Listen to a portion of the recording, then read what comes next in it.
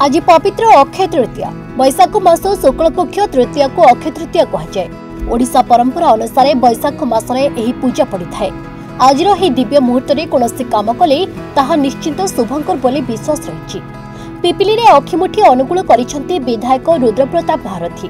दुर्गादासपुर ठारे विजु जनता दल पक्षर आयोजित कार्यक्रम में जोगदे भूमि पूजा कर अखिमुठी अनुकूल करथिले विधायक। एथिरे आत्मा अध्यक्ष प्रकाश धड़, ब्लॉक अध्यक्ष उपाध्यक्ष स्थानीय चाषी मान सहित शताधिक बीजेडी कर्मी उपस्थित थिले।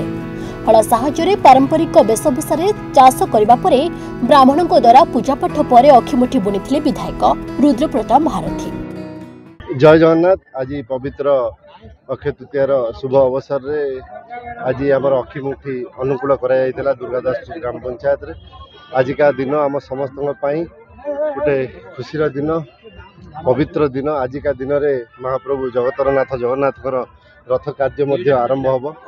तो निश्चित रूपे आज का दिन रे माटी माँ को पूजा करी अखिमुठी अनुकूल करी आज चाष कार्य आरंभ करती चाषी भाई भौणी माने।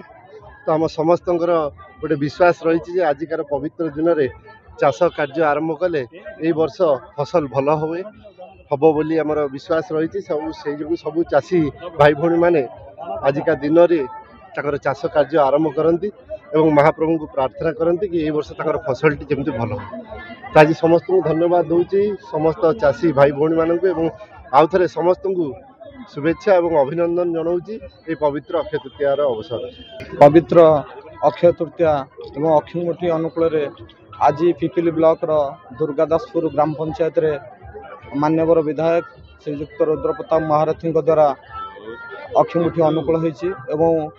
मु महाप्रभु श्री जगन्नाथ निकट में प्रार्थना करुच्ची आम पिपिली डेलांगर समस्त चाषी परिवार केमती ए वर्ष भलरे फसल अमल हो एवं भल फसल हो एतिकी मोर महाप्रभु जगन्नाथ निकट में प्रार्थना रहिबो।